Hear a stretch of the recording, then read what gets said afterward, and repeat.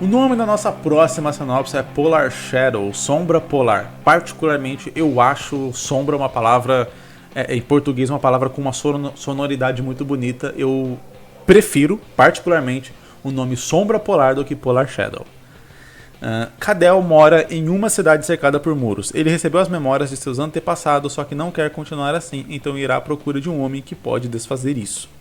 Então, beleza, a gente imagina que o Cadel, ele é alguma espécie de profeta, algo assim, alguma espécie de mago, né, que tipo nasce e aí ele está destinado a ser talvez o profeta dessa cidade, está destinado a ser o oráculo dessa cidade, ou algo do tipo, e por isso ele recebe as memórias dos seus antepassados.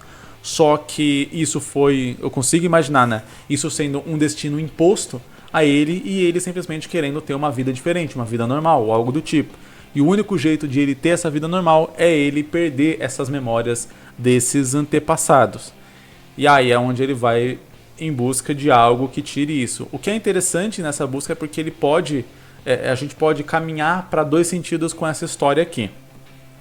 O primeiro sentido é onde a gente vai ter como objetivo a luta contra esse destino pré-determinado, contra esse determinismo, né, onde o personagem vai escolher o seu próprio caminho ali para ter uma vida normal. Então, nesse objetivo, a gente trataria as pessoas daquela cidade, todas essas coisas, muito mais como vilãs. A gente vilanizaria um pouco mais, por exemplo, os outros profetas ali, os outros oráculos ou algo do tipo, as pessoas que esperam demais dele, assim. Então, a gente iria trabalhar mais nessa questão do personagem querendo ter uma vida normal e sendo obrigado a ter uma vida diferente e fugindo disso.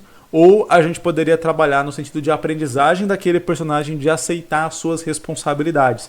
Então ele nasce com isso, ele tenta fugir disso num primeiro momento, e aí quando de repente ele consegue, ele estar para conseguir de fato se livrar dessas memórias, é quando ele percebe que elas são valiosas, que elas são parte dele, elas são parte de quem ele é, independente do que os outros escolheram para ele, e ele toma a decisão de escolher aquilo por si só e assumir aquela responsabilidade. Dá para imaginar, por exemplo, ele foge da vila, aí ele vai, acha aquele homem, nesse meio tempo ele vai vendo certo sofrimento, outras coisas assim no mundo que ele vai ajudando por conta das memórias dos antepassados, ele consegue ajudar outros povos, outras civilizações ou algo do tipo.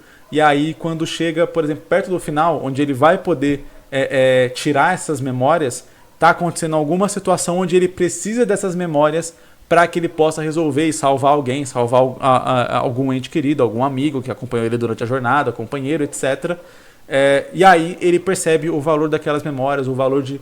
vai relembrando toda a jornada que ele fez e como ele pôde ajudar as outras pessoas por conta das memórias dele. E aí é quando ele decide aceitar esse fardo, aceitar essa responsabilidade que é. E aí não é mais que o destino decidiu que ele vai ser o oráculo, é ele que decidiu tomar para si o título de oráculo e usar aquilo. Então a gente pode trabalhar também com essa versão onde o personagem ele vai amadurecer a ponto de ele aceitar. Eu particularmente gosto mais dessa segunda, porque pelo menos eu consigo imaginar mais as etapas ali da história para chegar nela, tanto que né, eu fui um pouco mais detalhista com essa versão. Mas a outra versão é uma versão também que funciona. Só que, como eu disse, para que ela funcione melhor, a gente precisa vilanizar um pouco ali os habitantes da cidade para que a gente concorde com o Cadel, né? Igual eu falei aqui na sinopse anterior. A gente precisa concordar um pouco com algumas atitudes que esse personagem toma. Não é que a gente precisa concordar com 100% das atitudes que cada personagem toma, mas a gente precisa ser um pouco convencido de que para ele faz sentido aquela atitude ali e não só que ele está agindo da maneira mais burra e estúpida possível.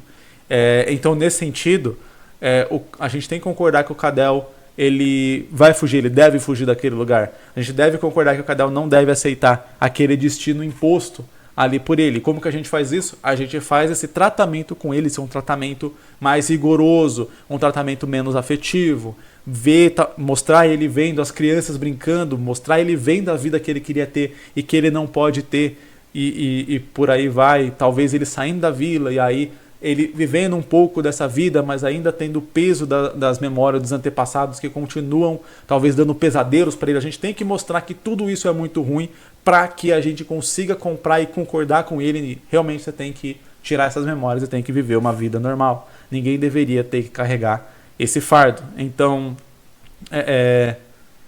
é um caminho pelo qual daria para seguir também. E aí realmente o objetivo da história final seria achar a pessoa, tirar as memórias e aí ele poder tocar essa vida e tal, né? Você imaginaria já no final da história, por exemplo, dando um time skip ali, né? Pulando um período de tempo e aí mostrando no futuro. O Cadel talvez mais velho ali e tal, com o neto, contando uma história, ou com o filho, ou esposa, etc. ali, vivendo aquela vida que ele gostaria.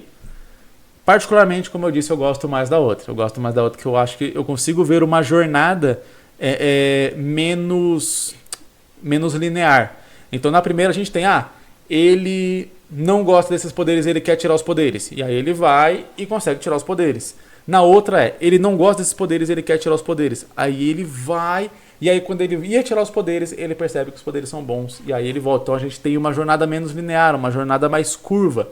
Ou seja, que a gente consegue ter mais surpresas, mais idas e vindas na trama, o que é interessante para não deixar a história muito monótona, às vezes parecendo que ela só está seguindo numa linha reta ali, sem nenhum percalço, sem nenhuma reviravolta ou algo do tipo.